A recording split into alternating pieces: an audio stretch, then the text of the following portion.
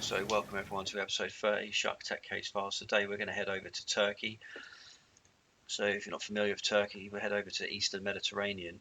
So Turkey has some coastline on the Eastern Med in the Aegean.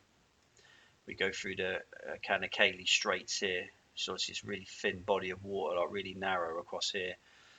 And that flows into the Marmara Sea, which is here. And then we have the Bosphorus Strait, which obviously flows into the Black Sea. So it has coastlines in the Black Sea, Marmara, Aegean, and Eastern Med. So quite a diverse coastline. So jump into some statistics. Yeah, you probably don't associate, or you wouldn't associate with Turkey with great white shark attacks, but there has actually been 4 fatal great white shark attacks in Turkey over the years since records began. There's been 2 non-fatal attacks, which resulted in an injury, and then there's been 6 other recorded incidents where like attacks on boats, and attacks on tuna fishermen, stuff like that. And the last attack which took place is the one that we're going to look at in this video was 1967, and the first fatality dated back to 1929. Yeah, we can. This will be a one and done video because we're not going to cover any of these other attacks. This 2 that took place up here in 1929, just outside Istanbul. Yeah, the papers just reported that a very large shark capsized a boat with 3 fishermen in it and devoured 2 of the fishermen. So yeah, that was that one reported up here. And then there was a guy swimming down here in 1961. His leg was injured by a great white. And then down here, just on the Eastern Med, 1959, there was another injury reported to a sort of skin diver. And then here in 1948, yeah, this one in 1948 was particularly nasty. There was a young guy swimming just off the village, and he was attacked by a great white, and it tore off one of his legs. And he tried to get back to the beach, and then the shark caught up with him again, tore his other leg off, and then he sort of crawled out onto the beach and then just bled to death. So that's not very nice. But yeah, but we're going to look at this one that happened in 1967 because it's quite an infamous attack just outside Istanbul. And you might be wondering what great whites feed on in the Med. So they feed on a mixture of. They used to feed on monk seals. These monk seals were quite common in the Aegean, around into the Marmara Sea, but they're quite scarce. They are making a bit of a comeback in recent years due to conservation efforts, but they're sort of critically endangered species. But the main food source is going to be dolphins, but particularly bluefin tuna. Bluefin tuna sort of migrate in and out of the North Atlantic into the Med, and this sort of caption here, or this figure here, is it's just a diagram showing uh, just bluefin tuna catches throughout the years. I think this particular caption is the location of bluefin tuna fishing operations between April and August in the Mediterranean. That's when they fish for them between 1989 and 2012. And it used to be, before they sort of outfished these tuna or overfished them, in the Eastern Med, the tuna used to migrate around the coast of Turkey, up the Aegean, through the straits there into the Marmara Sea, and they even swam through the Bosphorus Straits into the Black Sea, which has a different salinity. But the tuna used to go in here to breed and then come back out again and sort of go back round. So the sharks sort of followed the tuna, just like the crocodiles do in the Serengeti, I guess. Then they used to wait for them in the Bosphorus Straits and in the Marmara Sea. So yeah, but this particular attack we're going to look at is the one that happened. It happened Wednesday, July the 5th, 1967. Yeah, in the Sea of Marmara, just off Tuzla, Turkey. And this guy, Gunnar Govan, is a 36-year-old doctor, local guy, like sort of really popular guy, local doctor. And he was scuba diving and spearfishing, and he was attacked by a very large great white shark, believed to be well over sort of 5 meters, so probably in the region it's going to 15, 18 feet great white. And this attack took place sort of 20 to 2 in the afternoon. Water depth, it was around 32 feet of water. It's about 10 meters, and it was about 200 meters, 220 yards from shore. It was a full moon phase. The water temperature there about 26 degrees, around about 80 Fahrenheit. Yeah, and he was fatally killed and predated. Yeah, and he was scuba diving with a double double hose regulator with a spear gun. Yeah, so the narrative is, gonna set out to dive off just off the bay.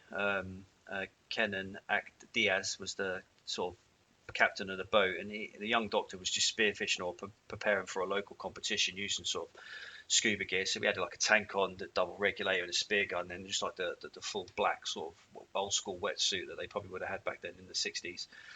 And he was just diving between two small islands, and Kenan. He was up in the boat with the doctor's two young children, so his 9-year-old and 13-year-old sons were up in the boat, and they were following him. This is quite clear water. They were sort of following him around in the boat, and just watching the air bubbles come up to the surface, just following him slowly as he sort of spearfish, trying to practice and catch some fish. And they just noticed that all of a sudden the air bubbles stopped, and obviously they became suspicious, and then they just sort of began looking for the doctor. And then while they were looking, part of his diving suit just sort of popped to the surface, and at that point, Kenan sort of knew something was wrong, and he to sort of save the children from seeing anything nasty, he took them back in. Obviously, he's probably made an excuse up, and then just notified the local authorities, and they came out and done a search.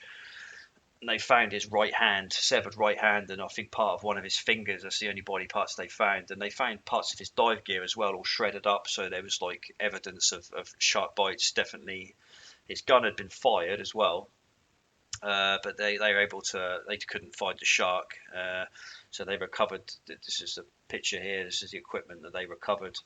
But yeah, the only body parts they recovered were just his hand, I think, and one of his fingers. And this is actually similar to episode 4, Luciano Costanza up in Italy, where he was actually tore out of his scuba gear and eaten by a 20-foot great white. So I'm pretty sure that's what happened here to Gunnar. He was attacked by a large great white shark and just probably tore out of his suit, and then completely predated. Yeah. And they actually had reported a shark in the area. I think a couple of weeks before, they'd seen a large shark in the bay, but I don't know whether that was reported or not to other people. But there was definitely a large shark in the area. Yeah, no, as I said, there was definitely plenty of evidence of shark attack to his gear.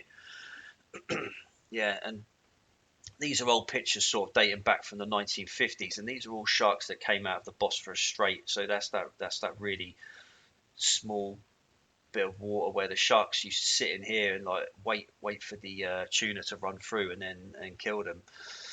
eat the tuna. And obviously this is such a large city, Istanbul, or what used to be Constantinople. You got probably a lot of runoff here from industry and all sorts going in the water, so probably attracted the sharks into the area.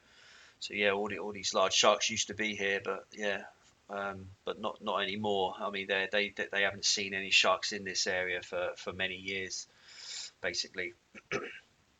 Yeah, but on in 28th of September 2011, there was a great white shark estimated to be around sort of 5 meters, which actually approached a diver in the Murmur Sea, a depth of about 15 meters, and the shark sort of circled him a few times, but then swam off.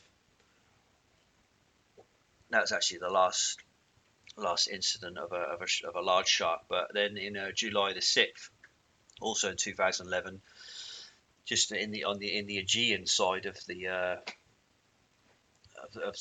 Turkish waters, so just up here in the Aegean, they actually captured a great white shark pup. So great white sharks are still swimming into this area to give birth, which I find is quite fascinating. So there are still sharks there, and also there's some encouraging signs with tuna populations as well. They have a lot of like tuna farming in here. I mean, if you scroll in to a lot of these places, you can normally make out where these tuna farms are, and apparently they still see great white sharks are quite territorial at these tuna farms, and they'll sit outside them and swim into them and take the tuna. Can't find one at the moment, but there's these huge like nets and stuff they park out into the water, and then they they farm the tuna that way. Yeah. So hopefully the sharks can make a comeback in Turkey. That would be really interesting. Anyway, hope you enjoyed that video. Laters.